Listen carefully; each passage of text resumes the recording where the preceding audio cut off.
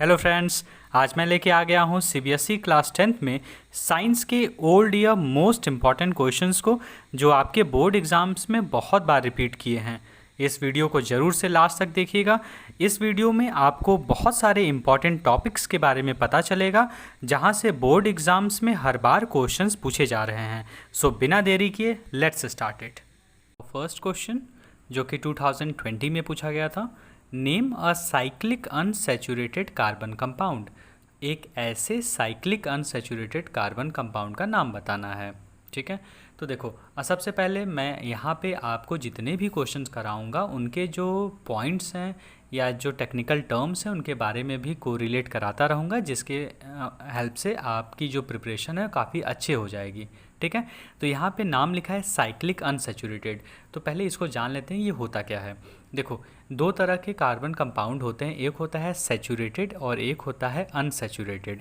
तो saturated carbon compounds उनको कहते हैं जिन कार्बन कंपाउंड्स में सिर्फ और सिर्फ सिंगल बॉन्ड प्रेजेंट होता है, मतलब कार्बन और कार्बन के बीच में सिंगल बॉन्ड ही प्रेजेंट रहेगा। ठीक है, और अनसैचुरेटेड जो कार्बन कंपाउंड्स होते हैं उन कार्बन्स के बीच में डबल या ट्रिपल बॉन्ड भी हो सकते हैं। ठीक है, और साइक्लिक किसे कहते हैं, जब वो क्लोज चेन में रहे। ठीक, तो यहाँ पे अनसैचुरेटेड कार्बन कंपाउंड के बारे में बात किया है, तो अनसैचुरेटेड कार्बन कंपाउंड वही होगा जिस कार्बन कंपाउंड में डबल या ट्रिपल बॉन्ड होगा। ठीक है, तो यहाँ पे किसी भी साइक्लिक कंपाउंड का हमें नाम बताना है जो कि अनसैचुरेटेड हो, तो उसका नाम है बेंजीन। बेंजीन एक बहुत ही अच्छा एग्जाम्पल है और बहुत बार इससे क्वेश्चंस आते हैं।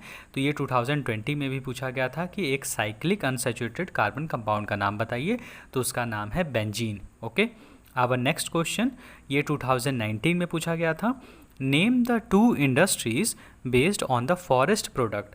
इसका कहने का मतलब है कि जो फॉरेस्ट के प्रोडक्ट हैं, जो फॉरेस्ट से हमें प्रोडक्ट मिलते हैं, उनके बेसिस पे हम कौन सी दो इंडस्ट्रीज़ सेटअप कर सकते हैं। तो पहला इंडस्ट्री है टिम्बर इंडस्ट्री और दूसरा है पेपर इंडस्ट्री। ठीक है, हमें पता है कि जो टिम्बर इंडस्ट्री में हम टिम्बर का यूज़ करते हैं और इसका यूज़ हम कहाँ कहाँ करते हैं, इनका यूज़ हम कंस्ट्रक्शन एक्टिविटीज़ में करते हैं, फायरवुड्स बनाने में या वुड चारकोल बनाने में हम इन टिम्बर्स का यूज़ करते हैं। ठीक, और पेपर इंडस्ट्री में पेपर बनाने के लिए। ठीक है, आवर नेक्स्ट क्वेश्चन जो कि फिर 2019 में पूछा गया था, यहाँ पे जितने भी मैंने क्वेश्चन लिए हैं वो अलग अलग सेट से हैं। ठीक है, set A, set B, set 3 अलग अलग सेट के पेपर हैं, पर हाँ उस पर्टिकुलर ईयर में वो आए ज़रूर हैं। ठीक, सो आवर ये जो क्वेश्चन है, question number 3, right the molecular formula of ethene and draw it's electron dot structure. बहुत बार जो है कि अलग अलग कंपाउंड के बारे में आपको देगा, इथेन बनाइए, इथीन बनाइए, मीथेन, मिथाइल, आपको इस तरह से वो जो है कि कंपाउंड्स के नाम देगा और आपको इलेक्ट्रॉन डॉट स्ट्रक्चर बनाने के लिए हर बार बोलता है। ठीक है, तो यहाँ पे 2019 में इथीन का मॉलिक्यूलर फार्मूला पूछा, तो इथीन का मॉलिक्यूलर फार्मूला होता है C2H4। C2H4 का मतलब है कि इस कंपाउंड में 2 कार्बन हैं और 4 हाइड्रोजन प्रेजेंट हैं, और इसका इलेक्ट्रॉन डॉट स्ट्रक्चर बना हुआ है, जहाँ पे इलेक्ट्रॉन डॉट स्ट्रक्चर में हम सिर्फ आउटर मोस्ट शेल के ही इलेक्ट्रॉन दिखाते हैं। जैसे कार्बन के पास तो 6 इलेक्ट्रॉन होते हैं ना, पर हम सिर्फ आउटर शेल वाले इलेक्ट्रॉन को ही दिखाते हैं। तो कार्बन के आउटर शेल में 4 इलेक्ट्रॉन हैं, उनको दिखाते हैं, और हाइड्रोजन यहाँ पे जुड़ा है तो हाइड्रोजन के पास तो एक है ही। तो उस तरह से यहाँ पे शेयरिंग किया जाता है, एक कार्बन 2 हाइड्रोजन से जुड़ा है और फिर वो जो कार्बन के जो बचे 2 इलेक्ट्रॉन्स हैं वो आपस में भी शेयरिंग किए गए हैं। इस तरह से कार्बन के पास भी ऑक्टेट कंप्लीट हो गया और हाइड्रोजन के पास भी एक स्टेबल जो है कि इलेक्ट्रॉनिक कन्फिग्रेशन आ गई। ठीक, our next question, question number 4 जो कि 2020 में पूछा गया था, state an important advantage of using AC current over DC current. ठीक है, तो यहाँ पे आपको एक एडवांटेज बताना है कि क्यों जो AC करंट है हम ज़्यादा प्रिफर करते हैं DC के कंपैरिजन में। और AC का फुल फॉर्म क्या है, अल्टरनेटिंग करंट, और DC का डायरेक्ट करंट। ठीक है, तो हम AC करंट या अल्टरनेटिंग करंट क्यों ज़्यादा यूज़ करते हैं, क्योंकि हम AC करंट को, the AC current of low और high voltage can be transported up to a long distance in comparison with a DC current. मतलब DC करंट के कंपैरिजन में AC करंट को हम बहुत दूर तक ट्रांसपोर्ट कर सकते हैं। इसीलिए हम एसी करंट को ज़्यादा प्रेफर करते हैं और डीसी करंट को हम लॉन्ग डिस्टेंस तक लेके नहीं जा सकते हैं। ठीक है, ओके। नेक्स्ट क्वेश्चन जो कि 2018 में पूछा गया था, question number 5, name any gustatory receptor in human beings. तो गैस्टेटरी रिसेप्टर को हम टेस्ट रिसेप्टर भी कहते हैं। तो टेस्ट रिसेप्टर ह्यूमन बॉडी में कहाँ प्रेजेंट है? तो टेस्ट रिसेप्टर या गैस्टेटरी रिसेप्टर टंग में प्रेजेंट है। कहाँ? टंग में प्रेजेंट है, जो कि अलग अलग पोर्शन में है और अलग अलग टेस्ट हमें प्रोवाइड करते हैं, मतलब हम उनको सेंस कर सकते हैं। ठीक है, इसका मैंने डायग्राम दिया है, आप अच्छे से देख सकते हैं कि अलग अलग पोर्शन में अलग अलग टेस्ट बड्स होते हैं जो कि अलग अलग तरह के टेस्ट को रिसीव करते हैं या सेंस करते हैं। ठीक है, अब नेक्स्ट क्वेश्चन, क्वेश्चन नंबर 6 जो 2018 में पूछा था, state modern periodic law. Modern periodic law बहुत बार पूछता है। तो modern periodic law states that the property of element are the periodic function of the atomic number. जो मॉडर्न पीरियोडिक टेबल बना है उसका जो मेन लॉ है वो यही है कि जो एलिमेंट्स अरेंज है मॉडर्न पीरियोडिक टेबल में वो किस बेसिस पे अरेंज्ड हैं, वो एटॉमिक नंबर के बेसिस पे अरेंज हैं और यही एटॉमिक नंबर उस एलिमेंट की प्रॉपर्टी को रिप्रेजेंट करता है। ठीक है, तो मॉडर्न पीरियोडिक लॉ कहता है कि that the property of the element के जो प्रॉपर्टी हैं are the periodic function of their atomic number, वो उनके एटॉमिक नंबर के पीरियोडिक फंक्शन से रिलेट करते हैं। ठीक है, अब नेक्स्ट क्वेश्चन, क्वेश्चन नंबर 7 जो 2019 में पूछा था, what is transpiration, list its two function. तो ट्रांसपीरेशन क्या है? हम जानते हैं कि the evaporation of water from the leaf of a plant is called transpiration. जो प्लांट से वाटर इवोपोरेट होता है, चाहे वो लीफ से हो, स्टेम से हो, जगह जगह पोर्शन से वाटर इवोपोरेट होता है। मैक्सिमम जो प्रोपोर्शन है वाटर का वो ज़्यादातर लीफ से ही इवोपोरेट होता है। तो evaporation of water from the leaf of a plant is called transpiration. ठीक है, और इसके जो फंक्शंस हैं, पहला, it help in the upward movement of water and mineral from the root to shoot. और इसके वजह से क्या होता है, जैसे लीफ अपर पोर्शन में प्रेजेंट है, तो जब लीफ से वाटर इवापोरेट हो जाता है तो upper portion of the plant में वाटर का कॉन्सेंट्रेशन कम हो जाता है और नीचे रूट में के पास वाटर का कॉन्सेंट्रेशन ज़्यादा होता है। और हम जानते हैं कि water higher concentration to lower concentration flow करेगा। इस वजह से मूवमेंट वाटर और मिनरल का होता है। अगर प्लांट इवापोरेट ना करे, अगर वो ट्रांसपीरेट ना करे, तो कभी भी रूट से पानी ऊपर ऑटोमेटिक नहीं जा पाएगा। ठीक है, second function, it help in cooling the plant surface. और हम जानते हैं कि इवापोरेशन लीड्स टू कूलिंग, इसीलिए इवापोरेशन जब भी होता है तो प्लांट का जो सरफेस है वो ठंडा हो जाता है, जिसके वजह से वो अपने आप के मतलब अपने जो प्लांट का टेम्परेचर है उसको वो मेंटेन कर पाता है। ठीक है, अब नेक्स्ट क्वेश्चन जो कि 2020 में पूछा था, right two factors that determine the size of a population. जो पॉपुलेशन है, पॉपुलेशन की साइज किस पे डिपेंड होती है? तो जो फैक्टर्स हैं, पहला फैक्टर है बर्थ रेट पे और दूसरा फैक्टर है डेथ रेट पे। तो इसी बर्थ रेट और डेथ रेट पे ही हम डिसाइड करते हैं कि किसी भी स्टेट की, किसी भी कंट्री की क्या पॉपुलेशन रहेगी। ठीक है, या कितनी बड़ी है या और जो है कि कुछ सालों में कितनी हो जाएगी, सब कुछ हम इसी डेथ रेट और बर्थ रेट से आइडेंटिफाई करते हैं। ओके, नेक्स्ट क्वेश्चन जो कि 2020 में पूछा है, right the mathematical expression for joules law of heating. तो जूल्स लॉ ऑफ हीटिंग का मैथमेटिकल एक्सप्रेशन देना है। हम जानते हैं mathematical expression joules law of heating का है H=I²RT।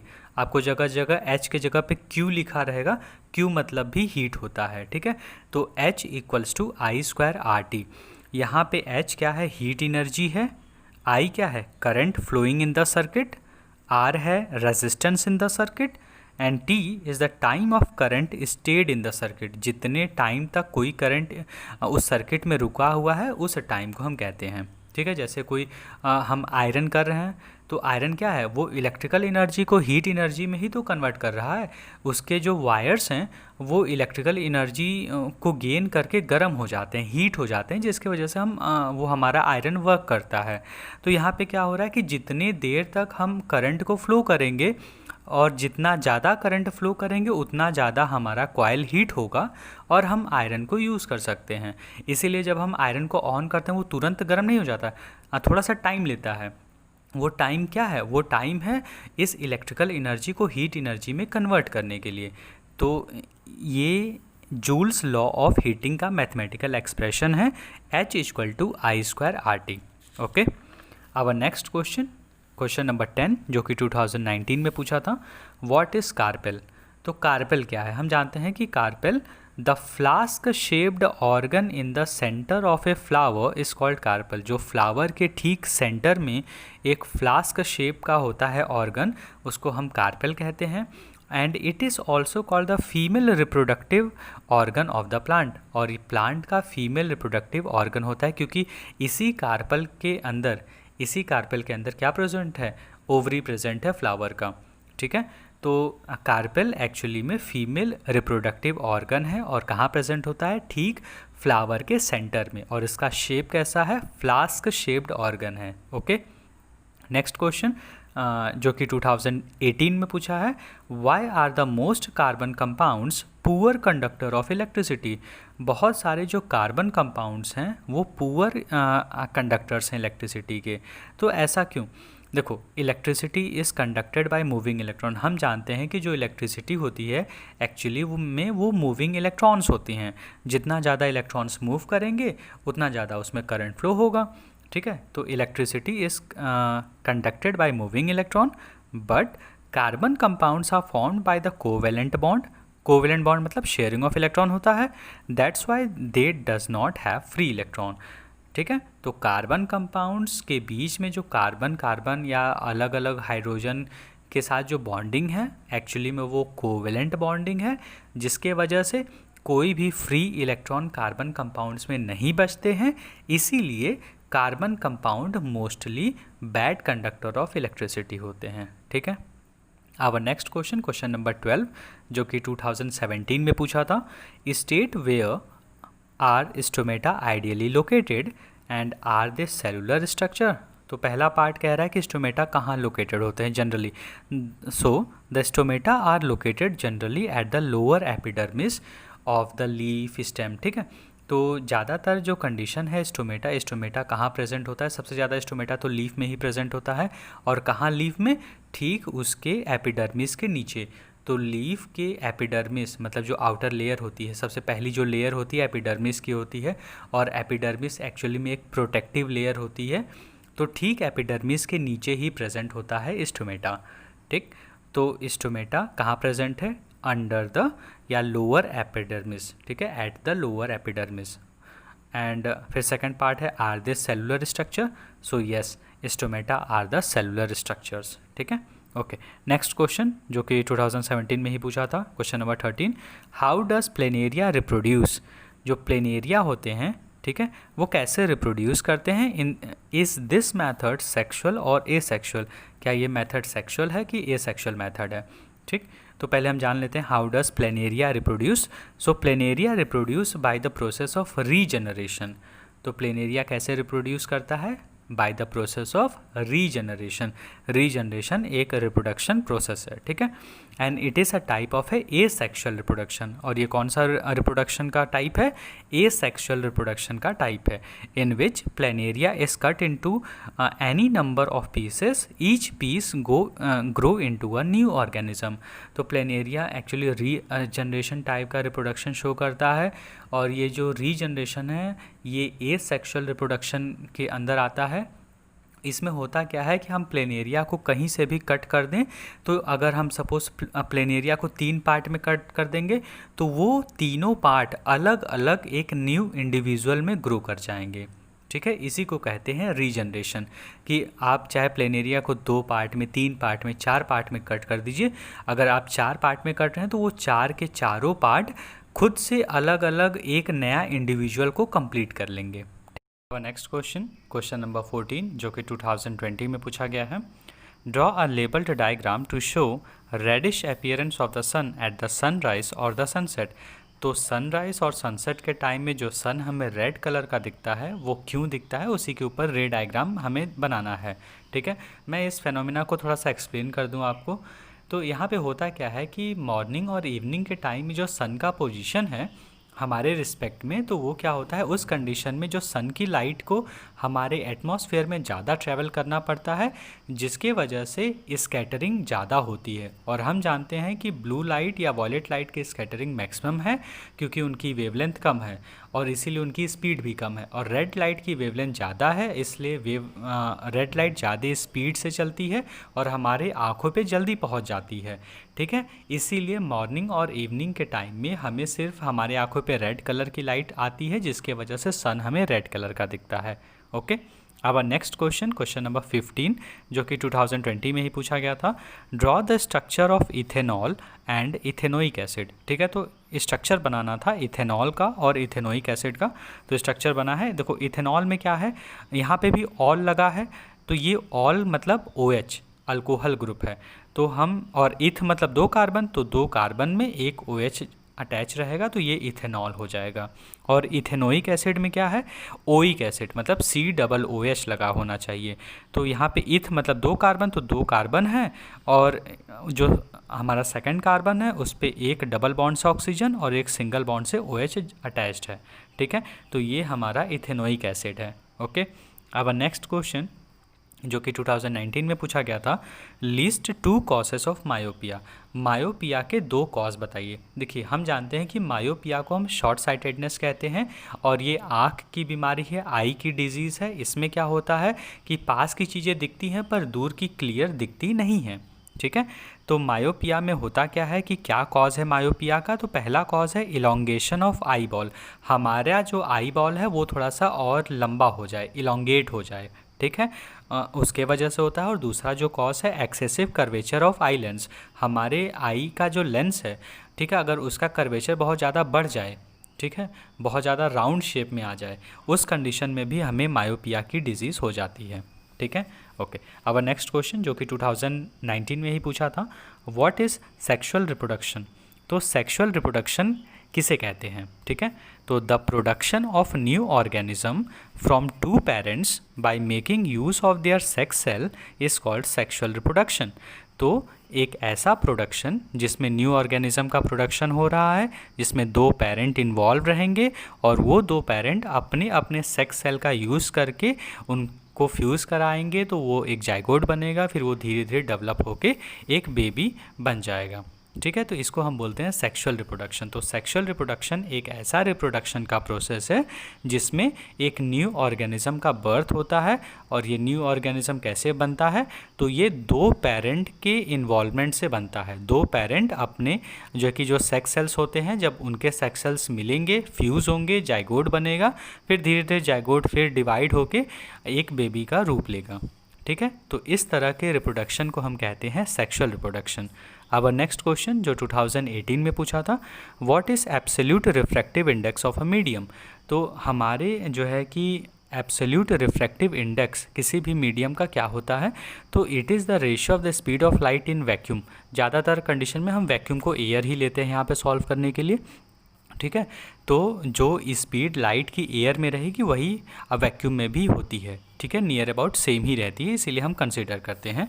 तो जो एब्सोल्यूट रिफ्रैक्टिव इंडेक्स है वो क्या है, रेशियो है। किसका रेशियो है, speed of light in vacuum to the speed of light in medium. ठीक है, आप सिंपल सा समझ सकते हैं कि रिफ्रैक्टिव इंडेक्स या absolute refractive index equals to speed of light in air upon speed of light in medium. Okay, next question 2018 में ही पूछा था ये भी। Name the salt which is use to make a tasty and crispy pakora and also list it's 2 uses. तो जो हम लोग पकौड़े बनाते हैं, तो पकौड़े बनाने के लिए हम कौन सा सॉल्ट उसमें डालते हैं कि जिसके वजह से हमारे जो पकौड़े हैं वो टेस्टी और क्रिस्पी हो जाते हैं। ठीक है, तो जो कॉमन सॉल्ट हम लोग यहाँ पे कॉमन सॉल्ट तो टेस्ट के लिए यूज़ करते हैं, पर एक दूसरा सॉल्ट है जिसको हम बोलते हैं बेकिंग सोडा। बेकिंग सोडा का हम यूज़ करते हैं अपने जो पकौड़े हैं उनको टेस्टी और क्रिस्पी बनाने के लिए। तो बेकिंग सोडा का क्या फॉर्मूला होता है, NaHCO3। ठीक है, जिसको हम बोलते हैं सोडियम हाइड्रोजन कार्बोनेट। ठीक है, तो NaHCO3 को बोलते हैं सोडियम हाइड्रोजन कार्बोनेट, या दूसरा नाम है इसका, कॉमन नेम जो है बेकिंग सोडा है। तो बेकिंग सोडा का हम यूज़ करते हैं। अच्छा, बेकिंग सोडा का और भी क्या यूज़ है? तो बेकिंग सोडा का यूज़ होता है फायर एक्सटिंग्विशर में। ठीक है, तो फर्स्ट यूज़ है बेकिंग सोडा का, it is used in fire extinguisher, और सेकंड यूज़ है it is also used as ingredient of antacid. हम जानते हैं कि जो बेकिंग सोडा होता है वो बेस है, इसीलिए उसका यूज़ एंटा एसिड बनाने में भी यूज़ किया जाता है। ठीक है, our next question, question number 20, जो कि 2017 में पूछा था। Name the part of human female reproductive system where fertilisation occur. तो यहाँ पे हमें ह्यूमन फीमेल रिप्रोडक्टिव जो सिस्टम है या जो ऑर्गन है उसमें कौन से पार्ट में फर्टिलाइजेशन होता है। ठीक है, तो हमें पता होना चाहिए कि in female reproductive system the process of fertilisation take place in one of the fallopian tube. तो जो फीमेल रिप्रोडक्टिव सिस्टम है, ये जो फर्टिलाइजेशन की प्रोसेस है ये सिर्फ और सिर्फ फैलोपियन ट्यूब में ही हो पाती है। और हम जानते हैं कि जो फीमेल रिप्रोडक्टिव सिस्टम है उसमें 2 फैलोपियन ट्यूब होते हैं, तो एक टाइम में किसी एक ही फैलोपियन ट्यूब में फर्टिलाइजेशन हो सकता है। ठीक है, बहुत ही रेयर केस में कहीं कहीं कंडीशन में 2 फैलोपियन ट्यूब में जो है कि हो पाएगी, लेकिन क्यों वो ऐसा क्यों नहीं हो पाता? क्यों एक ही फैलोपियन ट्यूब में फर्टिलाइजेशन हो पाती है? क्योंकि ओवरी 2 हैं और एक टाइम में एक ही ओवरी से एग रिलीज़ होता है। तो जिस ओवरी से एग रिलीज़ होगा उसी फैलोपियन ट्यूब में जो है कि फर्टिलाइजेशन ऑकर होगा। ठीक है, तो अगर कोई पूछे कि क्यों ऐसा होता है कि एक ही फैलोपियन ट्यूब में फर्टिलाइजेशन पॉसिबल है, तो आप कह सकते हैं कि सिर्फ एक ही ओवरी में एग रिलीज हो पाती है एक टाइम में, दोनों ओवरी से साथ में एग रिलीज बहुत ही रेयर केस में होती है। ठीक है, तो इसीलिए एक ही फैलोपियन ट्यूब में फर्टिलाइजेशन ऑकर होता है। ठीक, ओके। नेक्स्ट क्वेश्चन 2017 में ये भी पूछा गया था। Write the molecular formula of the first 2 member of homologous series having functional group OH। तो OH हमें पता है अल्कोहल का एक मतलब अल्कोहल नाम है। ठीक है, तो फंक्शनल ग्रुप OH को हम क्या बोलते हैं? अल्कोहल बोलते हैं। तो यहाँ पे आपको फर्स्ट 2 मेंबर्स को रिप्रेजेंट करना है। तो देखो, जो फर्स्ट 2 मेंबर्स होंगे वो कौन होंगे? मिथेनॉल और इथेनॉल। ठीक, तो our answer will be the general formula for homologous series का जो जनरल फार्मूला हम लिखते हैं CnH2n+1 OH लगते हैं, और जो इनके मेंबर्स हैं, पहला मेंबर है मिथेनॉल, दूसरा मेंबर है इथेनॉल। ठीक है, CH3OH मिथेनॉल और CH3CH2OH। यहाँ पे इथ क्यों लगाए? क्योंकि यहाँ 2 कार्बन है। और मैथ क्यों लगाते हैं? क्योंकि 1 कार्बन है। और ओल वर्ड क्यों लगाते हैं? ओल सफिक्स है। किसका सफिक्स है? OH का, अल्कोहल ग्रुप का सफिक्स है। ओके ना, नेक्स्ट क्वेश्चन 2017 का ये भी क्वेश्चन है। Draw a labelled ray diagram to show the formation of rainbow. तो रेनबो के फॉर्मेशन का रे डायग्राम बनाना है। हम ये जानते हैं कि जो सनलाइट होती है, सनलाइट में 7 कलर्स होते हैं। तो जब बारिश होती है तो क्या होता है कि जो सन के रेज़ हैं पहले रेन ड्रॉप के अंदर चले जाते हैं, रिफ्रैक्शन शो करते हैं, फिर अंदर से जाने के बाद वो फिर बाहर निकल जाते हैं, मतलब रिफ्लेक्शन, टोटल इंटरनल रिफ्लेक्शन हो जाता है, जिसके वजह से फिर वो बाहर निकल जाते हैं।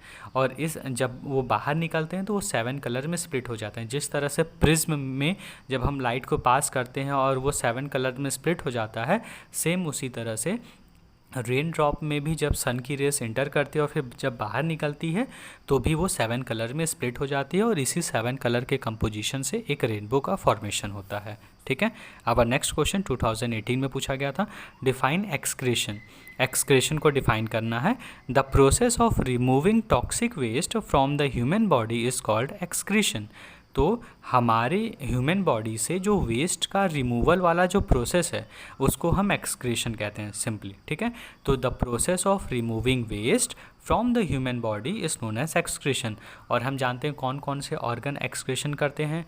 तो किडनी एक्सक्रीशन करता है, हमारे स्वेट ग्लैंड, जो स्वेट ग्लैंड होते हैं वो भी एक एक्सक्रीशन का पार्ट निभाते हैं। उसके बाद जो हमारा लंग्स है वो भी एक्सक्रीशन शो करता है। तो ये कुछ ऑर्गन्स हैं, कौन कौन से? किडनी, लंग्स और हमारे स्वेट ग्लैंड्स। तो ये स्वेट ग्लैंड्स सब मिला के एक्सक्रीशन करते हैं। ठीक है, और स्वेट ग्लैंड क्या एक्सक्रीट करता है? ये स्वेट रिलीज़ करता है जिसमें सॉल्ट प्रेजेंट होता है, और सॉल्ट में कुछ पोर्शन यूरिया भी प्रेजेंट रहती है। ठीक है। और मैक्सिमम यूरिया कहाँ से निकलता है? वो निकलता है हमारे यूरिन से, जो कि किडनी फिल्टर करता है। अब नेक्स्ट क्वेश्चन 2019 में पूछा गया था, question number 24, what are the solar cells? Solar cells किसे कहते हैं? तो solar cells are the device which convert solar energy into electricity. ठीक है, एक ऐसा डिवाइस जो सन की एनर्जी को, सोलर एनर्जी को इलेक्ट्रिसिटी में कन्वर्ट करे, उनको हम सोलर सेल्स कहते हैं। तो जो भी सोलर सेल्स होते हैं उनमें लेयरिंग प्रेजेंट होती है। सिलिकॉन बोरॉन की लेयर रहेगी और सिलिकॉन आर्सेनिक की लेयर होती है, जिनके वजह से वो सन की एनर्जी को ट्रैप करके उसको इलेक्ट्रिकल एनर्जी में कन्वर्ट करते हैं। ठीक है, और हम ये जानते हैं कि बोरॉन और सिलिकॉन ये लोग क्या हैं? तो जो सिलिकॉन है वो एक सेमीकंडक्टर है, तो सेमीकंडक्टर आप याद रखिए। और जो बोरॉन है, तो बोरॉन एक मेटलॉइड है। ठीक है, और हमें ये पता है कि मेटलॉइड किसे कहते हैं? एक ऐसा मतलब एक ऐसा सब्सटेंस जिसके पास मेटेलिक और नॉन मेटेलिक दोनों प्रॉपर्टी होती है। ठीक, तो इसी का हम यूज़ करते हैं। तो सिलिकॉन एक सेमीकंडक्टर है और बोरॉन एक मेटलॉइड है। ठीक है, अब नेक्स्ट क्वेश्चन 2020 में पूछा गया था, out of fluorine, chlorine and bromine which has the largest atomic size? तो जो फ्लोरीन, क्लोरीन और ब्रोमीन में किसकी सबसे बड़ी साइज होगी?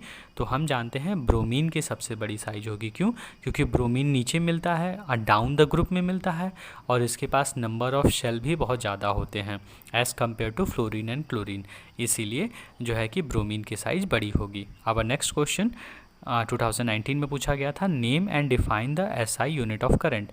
तो एसआई यूनिट ऑफ करंट का हमें बताना है नाम क्या है और फिर उसको डिफ़ाइन भी करना है। तो SI unit of current is ampere. ठीक है, तो ampere is the SI unit of current. और अगर हमें एम्पियर को डिफ़ाइन करना है तो हम क्या बोलेंगे? 1 ampere current can be defined as a unit charge flowing per second in the circuit.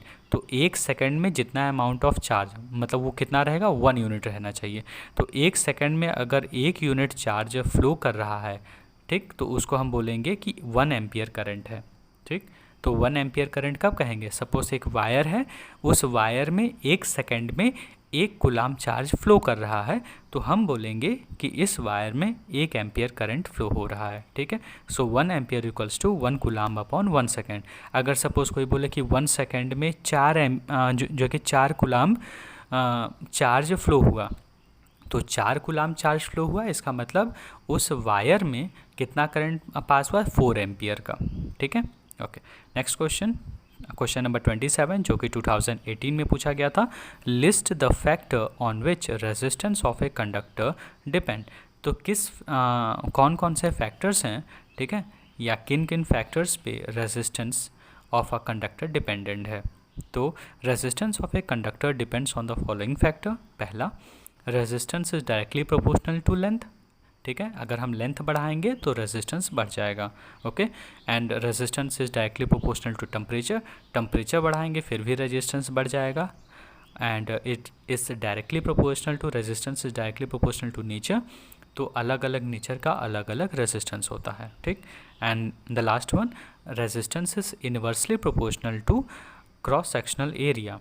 तो जो क्रॉस सेक्शन, मतलब अगर वायर हमारा मोटा रहेगा, थिक रहेगा, तो रेजिस्टेंस कम रहेगी, और वायर जितना पतला रहेगा रेजिस्टेंस उतना ज़्यादा रहेगा। ठीक है, तो ये इनवर्सली प्रोपोर्शनल है क्रॉस सेक्शनल एरिया पे। क्रॉस सेक्शनल एरिया मतलब वायर की थिकनेस के बारे में बात कर रहे हैं कि वायर का जो थिकनेस है वो कितना है।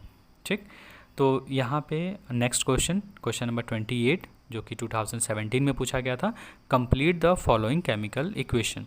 ठीक है, हर साल पूछता है, इक्वेशन को कंप्लीट करिए। ठीक, तो यहाँ पे जैसे कि 2 क्वेश्चंस हैं, एक है CH3COOH प्लस Na2CO3, इनको आप रिएक्ट कराएंगे तो क्या बनेगा, और इक्वेशन को कंप्लीट करना है।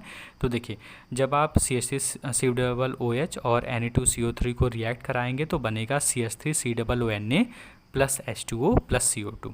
ओके, और इसको फिर बैलेंस कर देंगे। सेकंड वन, CH4 और O2 को रिएक्ट करेंगे तो CO2 और H2O बनेगा।